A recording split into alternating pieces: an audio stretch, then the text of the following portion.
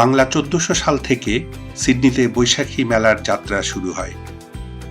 বারউড girls স্কুলের ছোট্ট আঙিনা থেকে যে মেলার যাত্রা শুরু, আজ তা অনুষ্ঠিত হয় অলিম্পিক পার্কের সুবিশাল এএনজেড স্টেডিয়ামে। আগামী বছর এই মেলার ২৫ বছর পূর্তি উপলক্ষে থাকবে বিশেষ বিশেষ সব আয়োজন। সেই আয়োজনের সূচনা উপলক্ষে গত ২রা October university of new south ওয়েলসের স্যার জন ক্ল্যান্সি অডিটোরিয়ামে একটি মনোজ্ঞ সাংস্কৃতিক অনুষ্ঠানের আয়োজন করে Bangabandhu council Australia.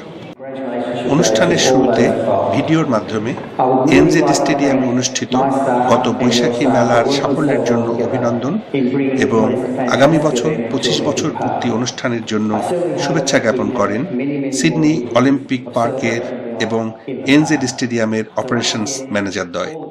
2017, and we look forward to a great 25-year celebration.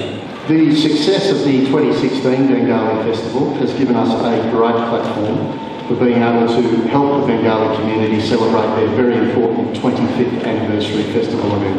Mr. President, what a fantastic effort it is.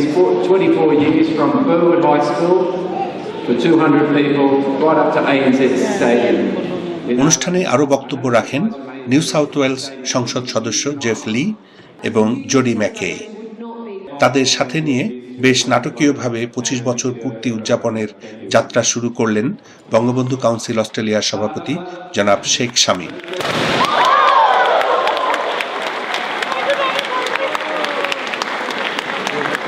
Thank you so much. This year has been donating generously to different organizations throughout the years. সাংস্কৃতিক কর্মকাণ্ডের পাশাপাশি Bangabandhu council Australia বিভিন্ন দাতব্য কার্যক্রমেও আর্থিক সহযোগিতা করে থাকে। অনুষ্ঠানে সিডনি চিলড্রেন্স হসপিটাল র্যান্ডউইক এবং ক্যাথরিন সালিভান সেন্টার স্ট্রাথফিল্ডকে $৫,০০০ করে অনুদান প্রদান করা হয়।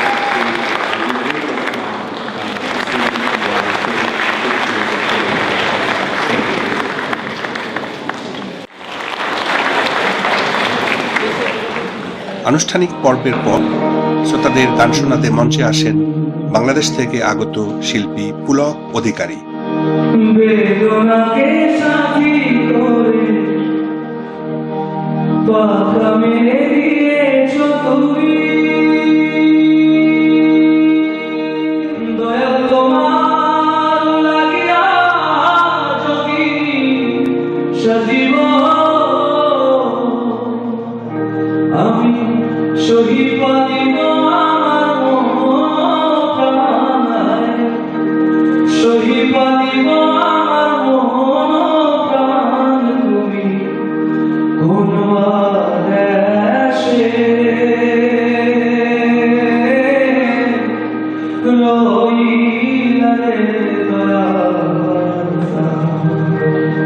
পুলকের পর মঞ্চে আসেন সাগনিক এবং সুমনার জুটি।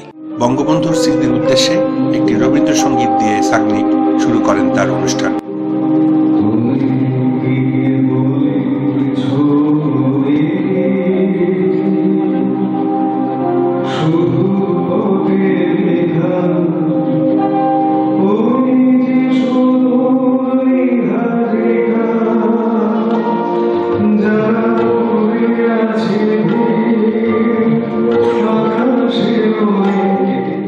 এরপর কখনো সুমনা, কখনো সাগনিক, কখনো দ্বৈত কণ্ঠে তারা গেয়ে শোনান উত্তম সুচিত্রা অভিনীত সুবর্ণ যুগের স্মৃতি জাগানিয়া কিছু গান।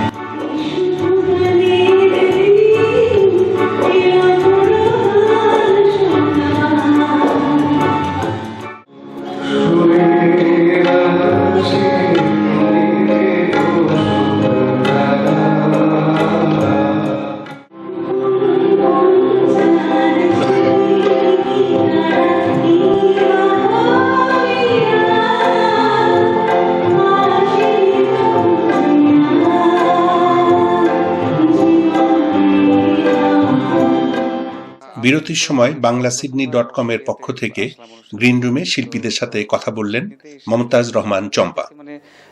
বুঝতে পারছি যে গানগুলো যখনই করছি শ্রোতারা এত ভালোবাসছেন, মানে এই গান যে মানে পুরো পৃথিবী জুড়ে বাঙালির এত দূরেও কলকাতার থেকে ছেড়ে এসে, ওখানে তো বাঙালিরা সবসময় রয়েছেনই, কিন্তু এখানে বাঙালিরা যে আরও বেশি করে শুনতে চান সেই সব গান, হারানো দিনের গান, তাদের মনের মধ্যে যে এখনও সেরকমভাবে গেঁথে রয়েছে, তা সেটা তাদের মানে করতালির আওয়াজেই সেটা 100বার প্রমাণ করে দিচ্ছে যে তারা কতটা ভালোবাসে বাংলা গান। কেমন আছেন আপনি?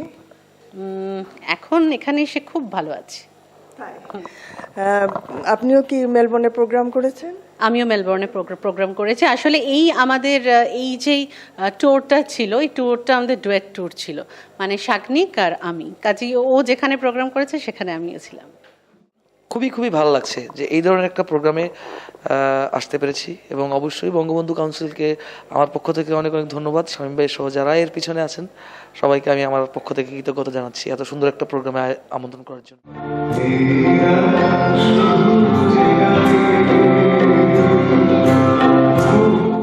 বিরতির পর শিল্পীরা আবার মঞ্চে ফিরে আসেন এবং বেশ কিছু হারানো দিনের গান গেয়ে শোনান শ্রোতাদের।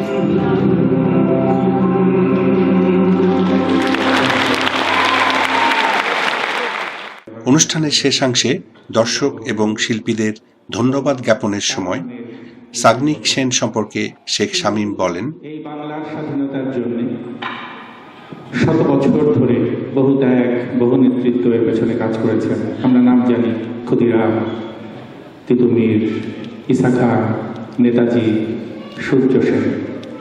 আমি গর্ব করে বলছি আপনাদের সামনে, যার গান আপনারা শুনছেন শাগনিক সেন, সে মাস্টারদা সূর্য সেনের বংশধর।